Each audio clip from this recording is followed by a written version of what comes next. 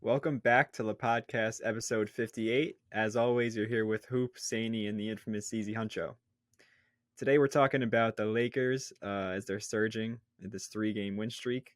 The new look with D'Angelo Russell, Jared Vanderbilt, a healthy Anthony Davis for once. We'll also talk about a recap of the Brooklyn Nets season and just how confusing their franchise is. And I also want to touch on the Knicks performing terribly without Jalen Brunson.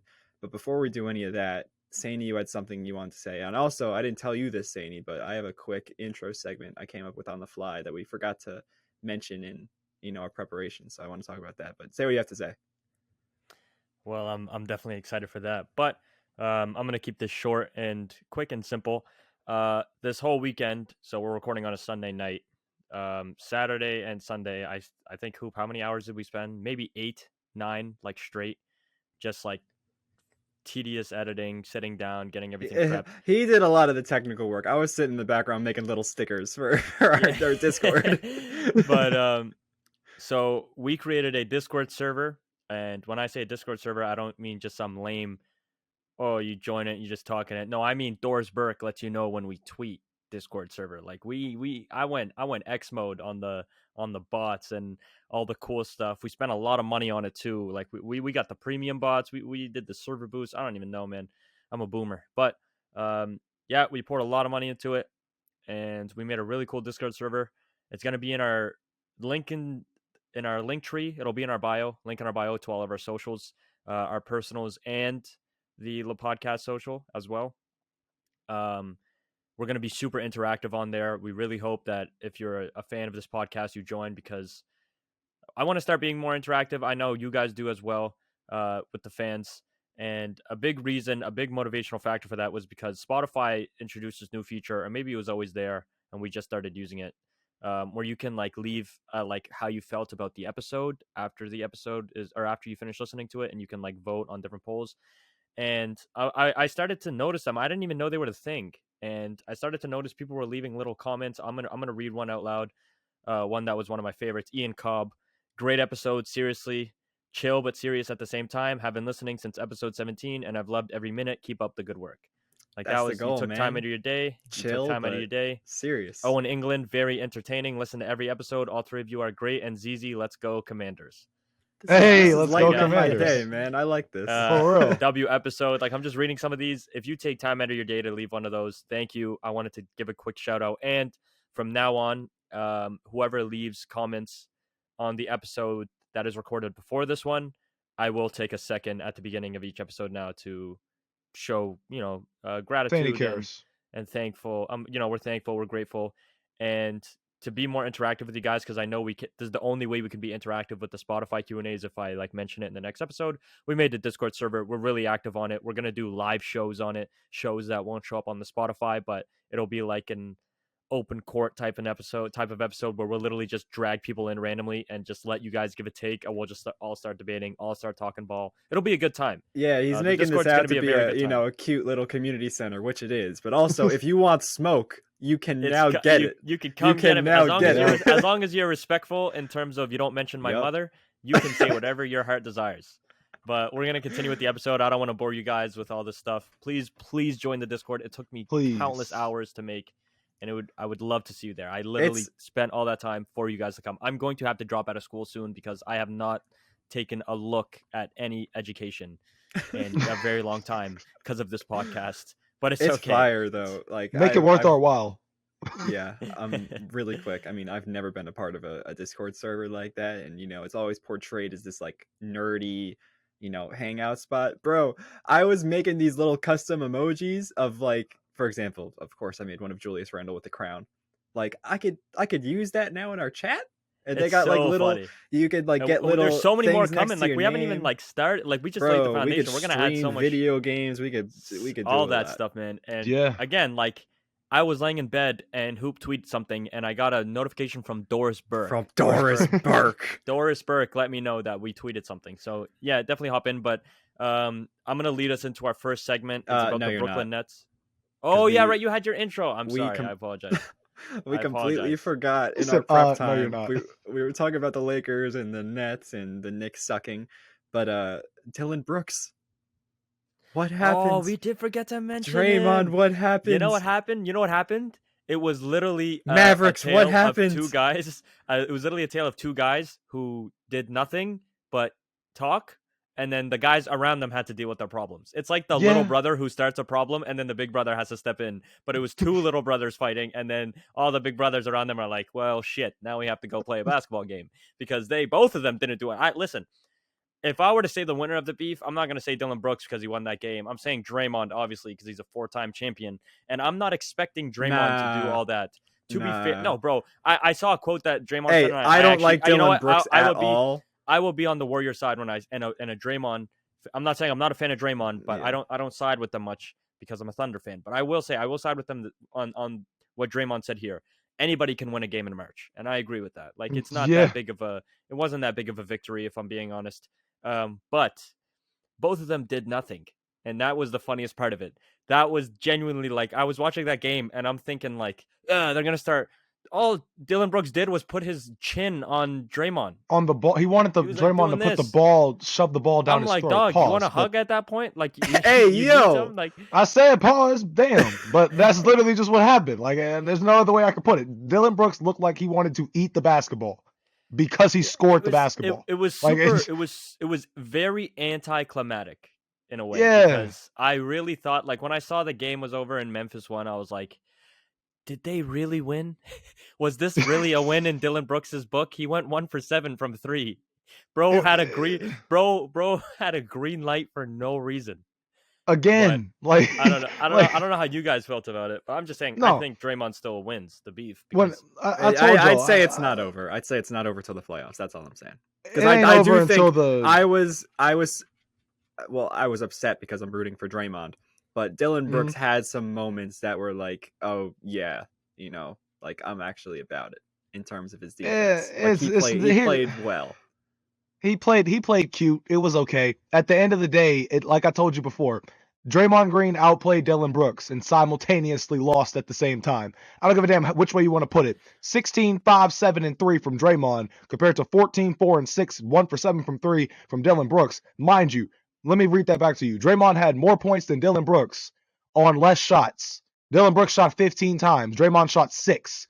Draymond knows how to steadily pace his game to the point where he can have at least a sustainable game, especially in a loss. Like, come on, what more do you want? I think this is the first time ever me and Z have agreed on a Warriors topic. Yeah, that should tell you. It's like Draymond said it best. You can win in March all you want, but come April time and you got a 7-game series lined up. And I told Hoop, Dillon Brooks talks the most stuff for somebody who may or may not be the 4th best player on his team. And I said may or may may be because you got Ja. Tyus, I'm taking Tyus every day of the week over Dillon Brooks. What do you mean? What do you mean? Tyus is cold as hell. Joke. I'll take Steven Adams over him. I would agree. I would definitely agree. I need an enforcer. I need a guy that's going to be able to get rebounds. Like Steven Adams plays his role and does it well. Steven Adams is the greatest Steven I've seen in the league ever. And I'm taking that to the grave with me. Ooh. Who's better, Steven Jackson? Oh, that's Stephen. That's a PH. I was gonna say Steven Jackson. Yeah. Give me Steve Nash is just Steve, but yeah, okay, that's fair. But what's the next topic? Let's get away from this. Now that we're over this very short Dillon Brooks talk, we'll segue into our. His hair is hideous, by the way. It is. I don't know what he's going for there. It looks like an MCU villain. No, I love like one of the Angry Birds outfits. Like out of a sewer. His outfits are what get me. The hair is fine. Like hair is like sometimes at some point hair is natural. You just got to go with the way your hair is built. So whatever. But nobody is naturally built to wear a black tank top tucked into a pair of cowboy jeans. Wasn't, bro. It was like a fishnet. Yeah. It was like a construction vest. You know how girls wear like a one piece? Bro was wearing a one piece from Zara. You got that from Shein, bro. I guarantee it. Oh, I guarantee you got that from Shein. Bro paid import taxes on that one piece. But let's go move on to the next segment.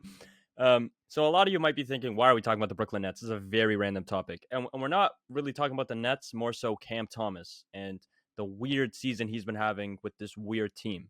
The reason we mentioned Cam Thomas is because I made and keep in mind, while I do agree to this to some extent, this was an over exaggeration. I was just making a joke in terms of how far I criticize him. I don't actually criticize him this much, but I remember sending a text into the group chat when Cam was going on this 40-point run like every night. You guys remember this? And I said, this is the next Linsanity. This is not going to last. I don't mean that Cam Thomas is going to fall off the same way as Jeremy Lin, because, a lot of people, when they hear that, they might think I'm saying, oh, by next season, he's going to be a bum. He's going to be out the league. I mean, Jeremy Lin wasn't out the league. Jeremy Lin was good. He was solid. Jeremy Lin was solid. But I'm just saying, I don't think Cam Thomas will have the same downfall as Jeremy Lin, because Jeremy Lin's downfall was a very fast, and compared to what we saw him as, it sucked to see, right?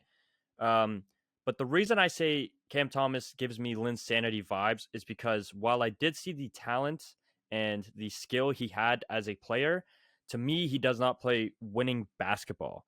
And he's not a player where, again, I think he's going to be a great addition. He's going to be like a J.R. Smith type player, like a great scorer, a great two-way card who's athletic off the bench that can give you buckets, but it's going to be very inconsistent. Like one night he's going to go 1 for 10, but another night he might give you 10 for 12 out of nowhere, right? And he might just shoot the lights out. But I'm going to name off some quick stats here since February 1st. I think that's a great time slot of since the KD Kyrie stuff happened and since he was getting more minutes. The Nets are 3-9 when Cam Thomas plays over 18 minutes since February 1st, and he has had a plus minus of -60 for every single game he's played in since February 1st. We're saying since KD and Kyrie left? No. They were still on the team. This is just from February 1st. So they were still Kyrie there for a bit. was playing, so KD wasn't playing. Kyrie was playing. KD wasn't, though, to be fair, because I do remember KD was injured, which is weird to think about now because KD's had 2 injuries. I don't even think. I'm not putting that on Cam Thomas getting more minutes, though. I just can't. Again, I'm not saying he's a bad player, and I'm not saying that Cam Thomas doesn't deserve to be in the league and he's gonna have this huge fall off. I'm just saying a lot of people in this narrative was around that the Nets should start building around Cam Thomas and that Cam Thomas was their guy. That's crazy. This is where I have a problem. And that's why I said before the episode, what did I say to you, Hoop? I said, you guys are going to think I'm arguing with you. I'm arguing with a media given narrative. I wish I could play devil's advocate, but I can't here. If you go look, and here's the thing about LePodcast. We're young, so we talk for the age group that are like high schoolers, university students, college students, like Instagrammers, but people who comment on Instagram posts, people who make tweets, all this stuff. You go on any Instagram post of Cam Thomas when he was dropping 40, and it's like, oh, they lost KD and Kyrie and they got their future. Oh, he's going to do this and that. Cam Thomas, to me, is going to be a very solid role player. I think that's all, or his max potential that he's going to reach. He's never going to be an all-star to me. He's never going to be a standout player to me. He's going to be a J.R. Smith-esque player. I don't think that's a bad take. I don't think that's something crazy to say. I think it's fair. I think it's fair when you look at the box scores, when you look at how his team performs when he gets a heavy dose of minutes, how his team performs when he's acted as the number one option, rather in contrast to the team when he's just another player on the court, when he's another scoring option. If McHale needs help or if Cam Johnson or whatever, I don't know how the Nets run, to be honest.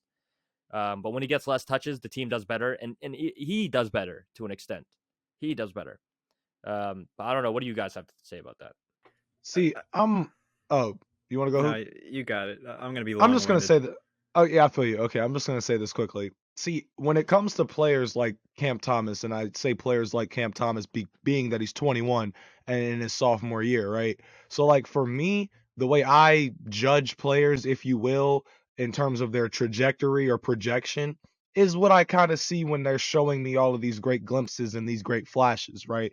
So like for the point of Cam Thomas, he's been relatively hyped up since he was drafted, right? But when I look at who was hyping him up outside of Instagrammers, NBA Twitter, whatever, Kevin Durant was there. He was co-signing him. Kyrie had co-signed him, just like this kid. He's a young whippersnapper, but when and you're a vet, he can score. You always tend to co-sign rookies, right? Which is why I can name off so many trash rookies. This boy Kyle Kuzma tough. Someone come get him. But Kuzma is tough now. To be fair. But I'm saying how LeBron hypes up all his players together. Yeah, if LeBron hypes you up, you're gonna get traded. Yeah. If you're a vet, you're going to hype up any player because that helps you win games. Because confidence is like one of the biggest factors. Hey, this boy Russ hooping right now. Who tried to pick him up? Who tried to sign him?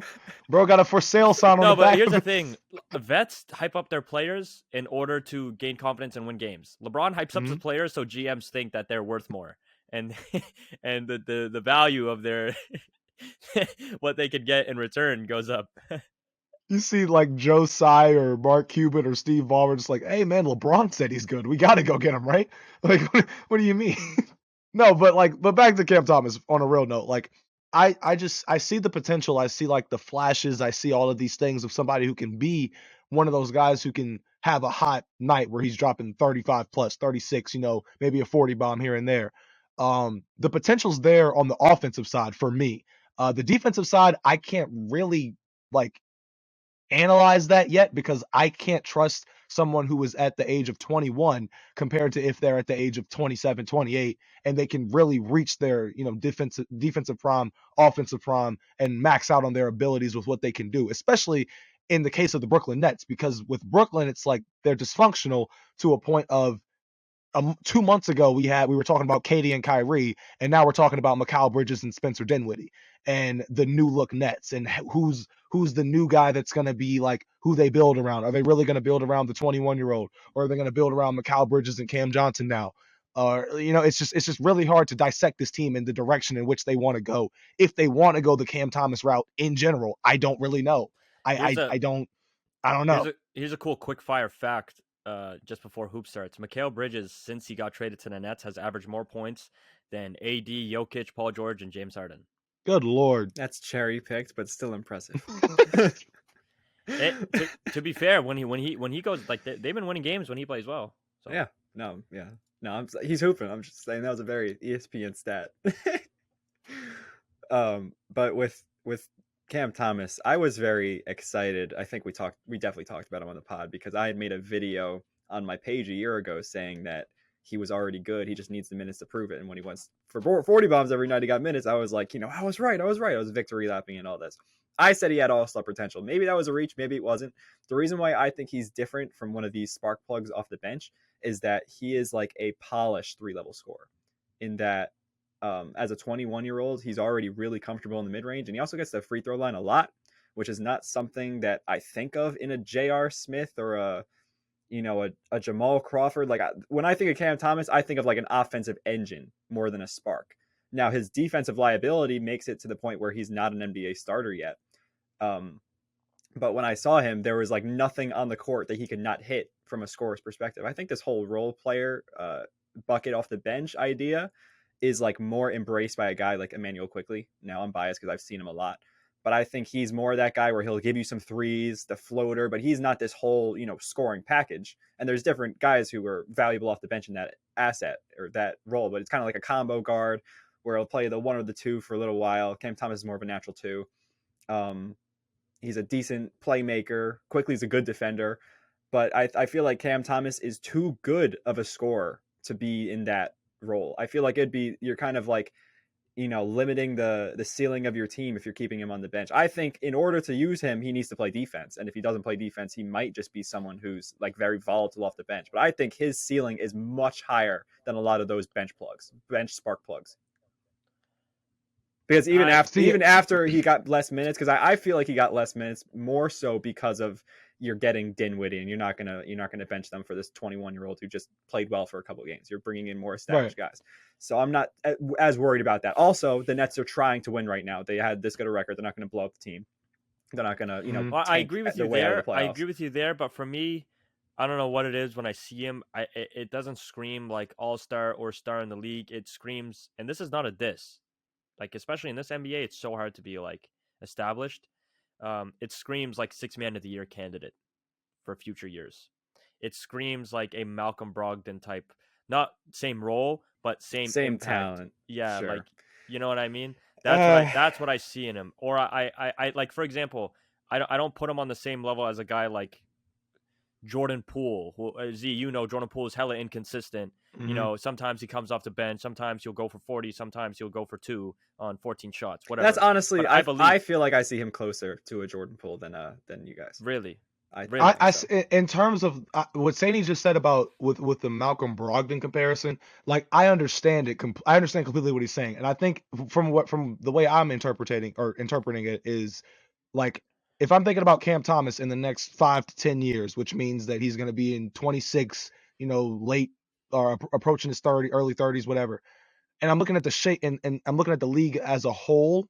I think that I would look at him more as a guy who, like, when you say his name, people are automatically going to say, like, he can help your team, like a Malcolm 100%. Brogdon. You know what I'm saying? You make Like, the joke that he's me- only 21 without the Killian Hayes. He's off, but he's only 21. But, like, literally 3 years from now, he'll be 24. right. Like, that is see- crazy. That's a lot of time. It is crazy. No, 100%. And that's what I'm saying. Like, a lot of players for example, Julius Randle's come up was out of nowhere. Julius Randle, we thought he was going to stay as a bench plug, and he ended up being not only an All-Star but All-NBA candidate. He wasn't a right? bench plug, So- but he was very good for the Pels. He just didn't have a sense of No, direction. he was very good for the Pels. Pelicans. He was solid, but you also have to factor in like his game for the Pelicans. Like he was a very like post player. Like he could not. He wasn't as much of a threat, bro. I know wasn't as about much of a Julius threat. Randle more than a lot of people, but no, I was saying like you're right about that. He was never this bench guy. That's all I'm saying. Sure. For the Pelicans, fine. But I'm just saying, like a guy can blow up out of nowhere, and we've seen that for a lot. So I'm not saying I'm holding him to that. I'm just saying for me, if I were to make an assumption on how his career would pan out, he would be the type of guy where I'm a contender like the Celtics or the Bucks, and I need a glue guy, or I need a guy that I can rely on when my star goes down. He's not glue though. He's like, put me in and I could give you 45. Like that's the talent.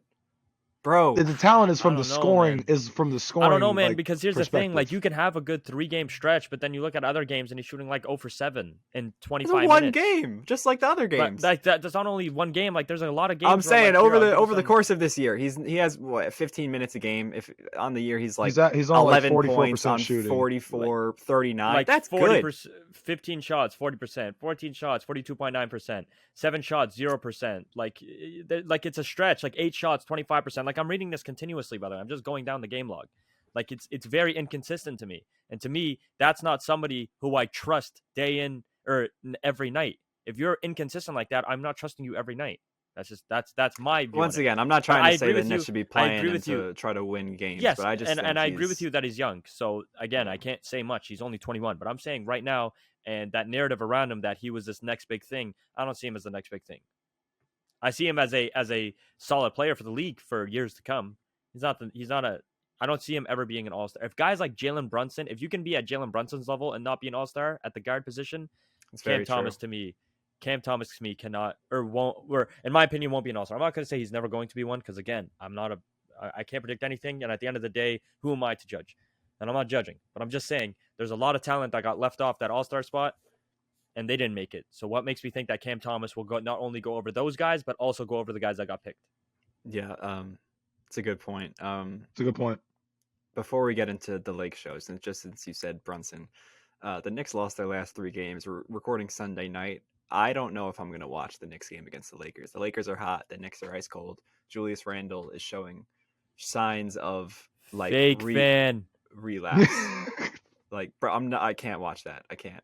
I'll check the score. If Randle goes 1 for 5 in the first quarter, I know how the game's going to go because the Knicks are a very good defensive team. They're scrappy. They'll keep in it until the 4th.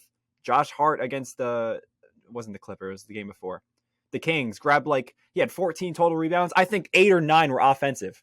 Like he was tearing them apart. And then they'll hit a big 3 here or there or quickly get a floater. And then it's just, they have no offense without Brunson. They'll post up Randle in the high post. And when he goes to turn and look for it's a double team and it's a turnover. The Knicks are so predictable without Jalen Brunson. I think he needs to be all NBA. I think he might be a guy who I think he should get in. I think a lot of people are going to see he needs to get in. He might be one of those guys that gets all NBA without getting an all-star. I wouldn't be surprised. I wouldn't be surprised either, actually. Now that you say that, but when I look at this Knicks team, bro, like I understand you as the fan because when I was watching a little bit of the Knicks and Clippers last night, before I was watching the Warriors game, and I just like without Brunson, when I look at the makeup of the team, I'm starting to think to myself like, okay, who's supposed to do what? Like looking at the starting lineup, for example. Oh my, I could rant for days, bro. You know what I'm saying? They don't give you anything. It's wow. RJ had 11 points last night. 11, 2, and 1 in RJ 30 and minutes. Obi are just out there. They just sit out there. He was 5 for 12. Julius Randle's going 5 of 24. Like, when this team does not have Jalen Brunson, which is I agree with you on the All NBA standpoint. If Jalen Brunson comes back and they start winning, like they win 2-3 straight games, like with just him coming back alone, that should just be enough ammunition to get him All NBA third team at least. Like, you know what I'm saying? Like, when you look at the makeup of this team alone, if you bring in Jalen Brunson and you insert him, everybody else's part kind of changes a little bit, but it changes for the better because Brunson can hold down the responsibilities that Julius Randle can't hold down as the number one option Close if the Brunson's game. not there. As much You know what I'm saying? as Go much ahead. as I love Jalen Brunson, and I mean like How stacked this is season, the guards? Yeah. this season, I have Jalen Brunson might be like my top 5 favorite players right now. Mhm. I really love that, and I might be biased because he was the first player I watched drop 30 in person. I might be biased there. I mean, Julius Randle too, but I'm not gonna hop on that. No one train with cares. Hoop. Not yet. Not yet. He needs I to drop, care. He needs to I drop 60. care. He needs to drop 60 in front of me before I give him an All NBA vote. But man, Jalen Brunson, like something about his game. Every single game he rocks the Grinches too, and it's just like I know you noticed that, Hoop. Every single game that boy wears a pair of Kobe Grinches. I love watching him play, man. He's very calm. He has like this clutch gene in him. The ability to take over a game, I love it. The offense, I 100% agree with you guys. The Knicks offense is Jalen Brunson. It's not. It's it. Like Well, without hold Jalen on. Brunson, It's- I would it's- love to. Do you have? It runs do you, through Jalen Brunson because but there's without a him, reason. it's terrible. But without him, without that it, it's offense terrible. crumbles. Because That's what I'm saying. You saw I when would Alec love- Burks was the point guard last year. It's I very would reminiscent. love to see a stat on the Knicks offense with and without Jalen Brunson, where they rank, what their rating is. I would love to see that because I can only assume that it's going to be a drastic change. The reason I don't have Brunson in the All NBA conversation though is not only just like a media thing, like I don't think he's gonna get voted in because he wasn't even an All-Star and it's so guard heavy. I feel like a guy like De'Aaron Fox has a better chance of making an All-NBA team this season than Jalen Brunson. And I'm questioning if De'Aaron Fox will make the third team. You know what I mean? There's way too much talent. I would give a guy like, and this is purely based off of media. Like, I'm not saying I agree with this, but I think a guy like James Harden has a better chance of being selected to an All-NBA team without making an All-Star team. I don't agree than with Jalen that, but that's Brunson. fair. Only because you got to leads think the of league in who's assists. voting. And who's voting, right? There's a lot of people will just vote a guy that they've already voted in before, they're familiar with. Not a lot of people to this point are familiar with Jalen Brunson's game unless you're an NBA nerd. You do not know how truly good Jalen Brunson is unless you are really into the NBA. And I've noticed that because a casual fan, for example, a great take is JJ Redick. He loves to give love to Jalen Brunson. And it seems like he always has to go out of his way to defend himself and to like give so many reasonings why, because he seems to be attacked. He gives this impression that like he gets attacked every time he mentions Jalen Brunson. For example, he gave that take, other than Damian Lillard, he's been the best point guard since the All-Star break.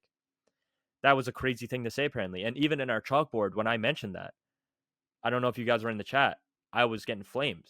I said Jalen Brunson outside of Damian Lillard. I heard this. I didn't even say I said it.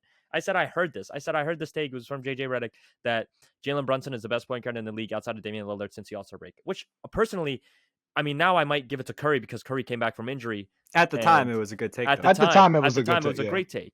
And even currently, I would at least put him top 5 since the All-Star break. And even currently, if the All-Star game were to start right now, I would put him in the All-Star game. 110%. I agree. So I love Jalen Brunson. I don't think he's going to be All NBA though. I got it, and I know you want to have belief because you're a Knicks fan, and you all at the Garden want to see an All NBA player. I'm sorry to tell you it's not this season, but I also don't think that this is Jalen Brunson's cap. I think he's going to get better next season, and if not better, he's going to play the same way he was right now because I'll be straight with you. I don't know how Brunson gets better because he's already so polished and he's shooting well. So I don't know unless he becomes this godlike passer because he's already a good passer. If he can maybe. I don't know. If you're not seen as an all-star in the NBA, then you can get better. And if you're still young, then you can get better. His first year in the NBA was 2018. Correct me if I'm wrong, right? Bro, he has not played in the. His bag is already. Like, how do you? He hasn't played in the NBA. It's not about the bag. You're thinking of only offensive game, bro. I'm thinking he might improve defensively. I'm thinking he might start his playmaking abilities. Like as a point guard, like he's gonna learn. Like, okay, I wasn't an all-star. What do I need to improve on? That's the mindset of players, man. And especially when you're getting paid $130 million, they're not paying him to sit around. I'm sure the Knicks are going to be like, okay, you're good enough cough, at this. RJ Barrett, cough. Yeah, Yeah, bro. let's Barrett's get just... let's get better. If I have my hot takes, and I said I would say this during the net segment, and I forgot, and I'm happy I remembered now. My hot takes, and I say takes now because I have another one for next season. It's the last thing I'm going to say. If you guys want to move on, or if you guys want to say something, it's the last thing I'm going to say from my end. That Jalen Brunson and Mikal Bridges will be all-star in the East next year. It's not a hot take. I'd love to see Not a hot take. It ain't spicy hot at all. I can see it. I can see it. It's like a you feel it. It's like a lukewarm. Because you know those people with they do like the wing levels, like those TikToks. Yeah. That's like they're like, oh, I'm starting to feel it now. I don't have to sign a waiver to eat this wing. You know, like sometimes you have to sign a waiver to. I'm not gonna sign. You know, but Jalen Brunson maybe might be out because he's a guard, but Mikal Bridges can be listed as a forward, and I see him making it over guys like Siakam or whatever, like a couple of guys that made it this season that he can definitely make it over. Especially if the Nets can be a playoff contending team again. Especially the way that this, they still, the Knicks it took the Knicks going on a 9-game winning streak and the Nets losing KD and Kyrie for them to barely take over the Nets, which is and that's not a diss to the Knicks. That's a compliment to Mikal Bridges and Cam Johnson and DFS and Dinwiddie and the new addition to the Nets team because they didn't give up that spot easily, which I respect. You got to think too. Imagine if you're Mikal Bridges and you're getting traded from Phoenix after publicly exclaiming how much you love Phoenix and how much you can't wait to be a long-term Sun and all this stuff. And then you get traded for Kevin freaking Durant. And I know Mikal Bridges was like, I get it, it's KD. But for me, if I'm him, I'm in a new place, like with all these new additions, all these little new toys, and nobody's expecting us to do anything. My biggest issue with this Nets team is Ben Simmons. Like, I just want to say this because he's gone. He's like, I think we can learn definitely to speak Chinese, buddy. Right, learn to speak Chinese. Ben Simmons is at a point. Ben Simmons is at a point right now where I genuinely believe he will be out of the league within 3 to 4 years. And no, like, I think that you're giving him earlier than that. You're giving him a max contract worth of time. You are giving him a max contract worth of time. I don't know how much is left on his deal. He's gone by August. I don't care how long he's getting bought out. I would toast. Not spend another day with Ben Simmons on my team, bro. And you know what's crazy? You're giving him a max contract. You're giving him a max contract. Detroit's gonna be like, come revive your career with James Wiseman. He's gonna be like, nah, I'm not going to Detroit. I'm Ben Simmons. Detroit has wanted to revive everybody's career. I belong in LA. Detroit wants to revive Bagley's career. They want to revive Wiseman's career. They want to revive everybody's career. He's not gonna do that. He's not. The only thing they should be focused on reviving is Cade's ankle. But I made a mistake. The Nets are actually above the Knicks. I guess they are today. Yeah. They're a game the above. Nets are 0.5 games above now. So that just shows how much they're holding in, man. They're locking down this. The Knicks do. At least they're not a playing team. The Knicks do deserve some slander, though, because there's a lot of media members. For example, Kendrick Perkins, he's hyping him up big time. Because, with all due respect to Perk, he sees this, the win streaks, and he's like, "Oh, them boys playing well. I got to go down to the Garden to what?" He like carry the hell on. Yeah, they're going to the conference finals. If you watch, bro, the only dynamic offensive players on the Knicks are Jalen Brunson, Julius Randle. When Jalen Brunson or another competent point guard is on the floor. The only reason he played well in 2021 is because they had Derrick Rose, and Derrick Rose was competent because he played well with Alfred Payton, but that was more fraudulent as in the shooting numbers. And Emmanuel quickly, RJ Barrett does nothing. Quentin Grimes hits a 3-pointer. There's defensive players. There's Mitchell Robinson. There's Josh Hart. There's I can't even say Obi's like this. There's nothing, Kyle. Bro. There's nothing. He does look like Quentin Kyle. Grimes looks like Kyle. I remember when we were at the Knicks game. I thought Kyle was suited up in a. Actually, I see that. Yeah, I can see it. So let me ask you this question, Hoop. Let me ask you this question, Hoop. What are your thoughts on RJ Barrett, bro? Like, be real. Somebody that just got paid like he just got paid. After your opinion on RJ, we should move into the Lakers. I know we need to move on. Sorry you guys have to listen to all this Knick talk, but RJ Barrett, I feel like at this point, that he's not. I feel like he thought he was going to be the feature option after Randall's down year last year. They were chanting RJ's name at the Garden. He had a big game winner against Boston in MSG, if you remember, off the backboard. It was like He had a big game Watched against that the live. Lakers too, where he went into Yeah. OT. He like took on LeBron and AD. Mhm. I think the Knicks won that game or something. I think they did. Yeah. Anyways, like he was coming off like, you know, a lot of media hype, but he just, it feels like he hasn't improved in terms of creating his own shot. He's never been able to do it. We said as Knicks fans for a while, if he could just have a reliable mid-range. He doesn't take mid-range shots. He has a little fadeaway off his right foot because, you know, he doesn't have a right hand. He shoots with his left. It never works. He drives with his left hand to the left side of the backboard, and it goes in like half the time. At this point, he's getting paid a lot of money. I know he's supposed to be better than this. I'd rather him be a good 3-and-D player. He's not even that. He's not even that. When he's aggressive, he'll have a 22-point game off 8 layups and a couple free throws. But man, it's just. It surprises me that I would have traded him for RJ Barrett. That's all I'm saying. RJ Barrett was in the conversation when we were talking about that draft class with Zion and Ja. And now it's like, look how it panned out. Yeah. Right? Which is crazy. That's a good way to look at it. Even in like before the draft, like before college, he was with all due respect, Zion doesn't play games. Ja puts out guns on his IG Live.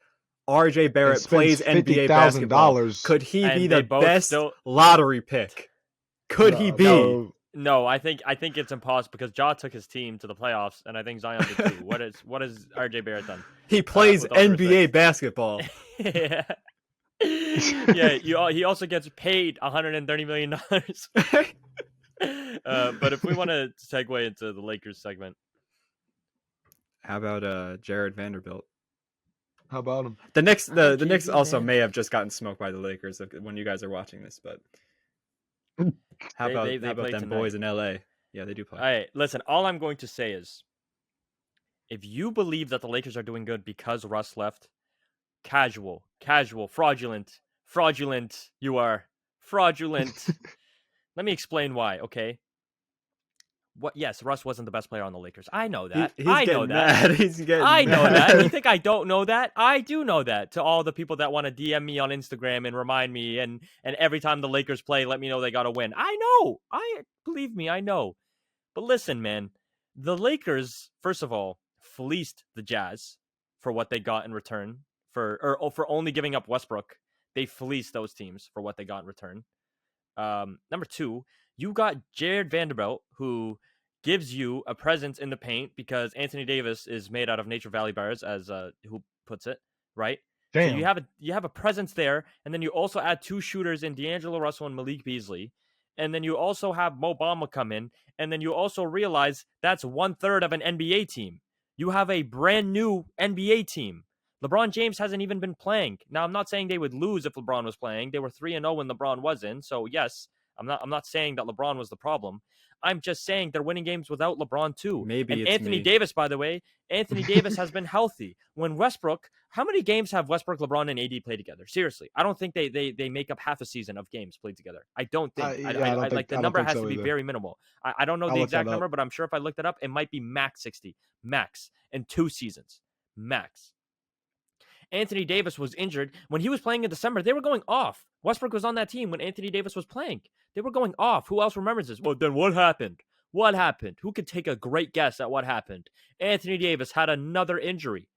And then, of course, they fall off because your 2 out of your 3 players aren't playing. LeBron was only focused on the scoring record at the time. Let's be honest. Ever since he got the scoring record, you know, obviously he's a threat and he always is going to be a threat. It's LeBron James. But LeBron wasn't focused on winning. He was focused on the scoring title. Let's be honest. And now Westbrook leaves and they start winning games and he starts saying it's because Russ left. Bro, what? Are we being serious right now? If they had Jared Vanderbilt, let's say they only don't have D'Angelo Russell because Russ is the point guard. If they had Malik Beasley, Jared Vanderbilt, Anthony Davis, LeBron James, and Westbrook, bro, do you know how good Westbrook's stats would be? You know the amount of assists? That's cap. Cap. What's he doing? What's he doing with the Clippers right now? Building a new arena in a hard hat. Look at the games. No. Look at the games that he gets the ball in his hand. Don't blame the Clippers on Russ. Don't blame the Clippers on Russ. Do not do this with me. Do not do this with me. Because I'll watch every Clippers game. Do not do this with me. Look at Ty Lue's rotations. Look at the way he is coaching that team before you tell me it's Westbrook's fault. Westbrook, when he has the ball in his hand, he gets Kawhi and PG open. He gets Kawhi. And they've lost. He gets Kawhi and PG in open spots. He gets Kawhi and PG. No, they haven't. They're back to the 5th seed. They had a little bit of a bad stretch because Ty Lue was making bad rotations. They're back in the 5th seed now. And I know Z looks at the standings. They're back in contention with the Warriors. Them and the Warriors are basically at the same record now. I'm joking. So let's not. I know. Not you. I'm letting my rage out on everybody else. Like I it seems like I'm letting my rage out on Hoop, but you guys don't understand. Like I get slandered. No, people actually say that. People actually say that. But it's like ridiculous because it's like, man, watch the games. Like, I hate when people have an opinion when they just look at a score. I don't give you an opinion on a Pistons Hornets game. You want to know why? Because I didn't watch the Pistons Hornets game. So I'm not going to tell you a lick of anything. I don't ever give an opinion on LaMelo Ball. Do you want to know why? I think I've watched maybe 2 LaMelo Ball games, and one of them was the All-Star game. I don't watch Hornets basketball. So I won't give you an opinion on it. So if you're not watching these Westbrook games, don't give me an opinion on it. Right? Not you guys. I know it sounds like I'm yelling at you guys. I'm yelling at the media and the fans and everybody. Westbrook, if you watch play-by-play and watch some of the plays they run when Westbrook has the ball in his hands, the amount of times he finds PG or Kawhi for an open shot, or he gets the ball in Kawhi's hands. That first, when they played the Kings, by the way, I'm pretty sure Westbrook assisted Kawhi like 8 times at least. He had a lot of assists that night. The amount of times that Westbrook got the ball in Kawhi's hands, and Kawhi, by the way, shot the basketball in the highest efficient way, or that was the highest efficiency I've seen from Kawhi, in a basketball game. Look at Kawhi's field goal percentage that game, by the way. I'm pretty sure he missed like 4 shots, and he had like 38. Because Westbrook got him open every single freaking time. Every time. So don't tell me that Russ leaving the Lakers and him going on the Clippers, that's the reason why their wins, or they're losing and then the Lakers are winning. No, Ty Lue got a brand new team, and he's been having some weird rotations. He doesn't play Robert Covington. He plays Marcus Morris like he's the second coming of LeBron James. He doesn't touch Bones Highland, and when Bones Highland gets on the court, Bones Highland decides to shoot from wherever he wants. Bones Highland, by the way, since he's gotten to the Clippers, has not looked like an NBA player. And then you have guys like Aaron Gordon closing out games. That's the issue with the Clippers. And Westbrook, by the way, does not play in the fourth quarter. Go look at his minutes. He does not play in the fourth quarter for the Clippers. They do not play him in the fourth quarter. So when it comes down to the clutch moments, Terrence Mann is great. I love Terrence Mann, so I'm not hating on that pick when you start him. But when you have guys like Marcus Morris and Aaron Gordon closing out games, you are going to lose games. Yes, you are going to lose games, and it's not Westbrook's fault. Do we blame? My only question is, do we blame Ty Lue for the lack of ability to rotate these players in and out? Because when you look at the Clippers, like we talked about them during the trade deadline, we were like, bro, the Clippers just pulled a big ass U-Haul of household names: Eric Gordon, Bones Highland, Russell Westbrook. Like you said, any of the Morris twins are, like. And NBA players. Yeah, you know what I'm saying? Like everybody knows at least one Morris twin, if not both. They probably mix up both of them or just say that's the one that got pushed by Joker. But other than that, yeah. Robert Covington is in his neck. Yeah, the dude that got whiplash. He got snapped. Jokic that night, like it's like you fuck around, you find out. That's what it was that night. Jokic is and his Siberian soldier twin brothers, older brothers, whatever. Ivica Zubac, Mason Plumlee, just like they have so many household names or name value talented people, like to the point where you look at him and you say, oh, Eric Gordon, he can shoot. Norman Powell, he can shoot. Robert Covington, he can shoot. 3-and-D guy, yeah, I know him. Nicholas Batum, bro, he's still in the league. Yeah, he can shoot. Like, what is Ty Lue gonna do? How many minutes can he really give Russell Westbrook out there? If he wants to run Russ out there, does he run him strictly with Kawhi and PG majority of the time? Or does he let Bones Highland try and see this big brother, little brother complex? Like, I don't know. If I'm Ty Lue, I don't even know how to run this Clippers team. Besides say, okay, Kawhi, they've been PG, getting the rotation you got lately. Really? After the trade deadline, you got to understand, like, it was right after the trade deadline. They're trying to adjust to a new team. It's been getting better. Clippers basketball has been getting better, and it will continue to get better, and they're still going to be a threat in the playoffs.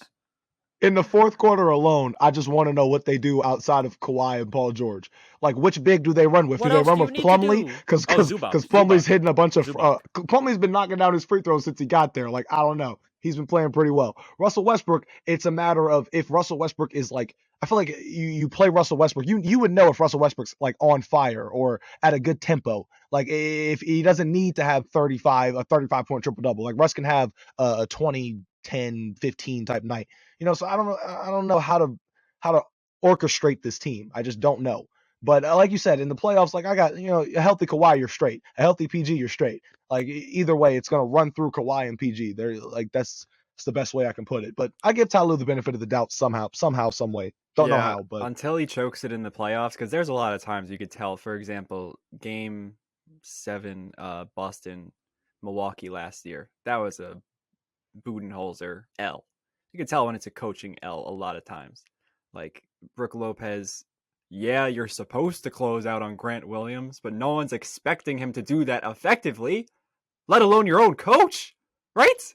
Like that's a coaching disaster class. So until he has one of those, I'm not going to blame it too much because I agree. There's a lot of moving pieces that he still has to figure out. I mean, there's some questionable ones, but I don't know what guys are doing in practice. But that's what the regular season is for. They're still going to make the playoffs. So I don't know why people react on it. Yeah, I'll let it sit. I'll let it simmer. But I think all I'm saying, you better make it past the first round when you got Kawhi playing at this level, or else there's a problem. If they don't make it to the second round, or else there's a problem. Ty Lue's gone. Ty Lue's gone if they don't make it to the second round. I think that's my take on the Clippers team. If they don't make it to the second round, this is one of the worst experiments I've ever seen in my entire life. Steve Ballmer is such like a pure soul too. He's so happy. I like him. From Microsoft. I'm not worried about him losing games. I feel bad for him. I ain't worried about him losing money, but losing games. Losing time. He's cheering him on every game. Bro sat down and said, "I want Kawhi Leonard." You saw how happy had Chris Paul. Personally, I would waste my time. I would waste my time owning an NBA team, sitting courtside and watching them lose. Personally, wow. That's my. I mean, fair. Mark Cuban did it for a few years. So. What are we talking about? But anyway, this is a great way to wrap up the episode. Thank you for listening. We will see you guys. Episode 59 is next, right? Yep. Jeez Louise. We're getting old. See you guys next Join episode. the Discord. Thank you for listening. Join the Discord. Peace.